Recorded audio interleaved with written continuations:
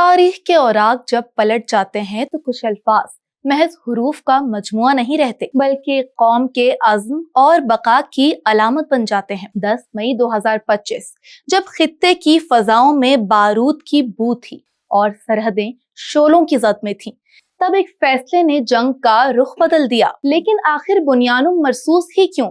یہ لفظ کسی عام لغت سے نہیں بلکہ کلام الہی سے لیا گیا ہے۔ سورہ الصف کی 4 آیت میں اللہ رب العزت ارشاد فرماتا ہے، بے شک اللہ ان لوگوں سے محبت کرتا ہے جو اس کی راہ میں صف بستہ ہو کر لڑتے ہیں، گویا کہ وہ ایک سیسا پلائی ہوئی دیوار ہے۔ پاک فوج نے اس نام کا انتخاب محض اتفاقاً نہیں کیا۔ مرصوص کا مطلب ہے وہ ڈھانچہ جسے پگھلے ہوئے سیسے سے جوڑ کر ایک جان کر دیا گیا ہو۔ یہ نام دشمن کے لیے پیغام تھا کہ تمہارا ٹکراؤ کسی بکھری ہوئی فوج سے نہیں بلکہ سیسا پلائی دیوار سے ہے جس میں درار ڈالنا ناممکن ہے۔ گزشتہ برس جب بھارتی جارحیت نے تمام بین الاقوامی حدیں عبور کی تو پاکستان کے سامنے 2 راستے تھے، پسپائی یا بھرپور جواب۔ مئی کے تپتے ہوئے صحراؤں اور برفانی چوٹیوں پر جب دشمن نے اپنے عددی برتری کا زوم دکھایا تو جواب میں آپریشن بنیانم مرصوص کا آغاز ہوا۔ یہ آپریشن صرف دفاع کا نام نہیں تھا بلکہ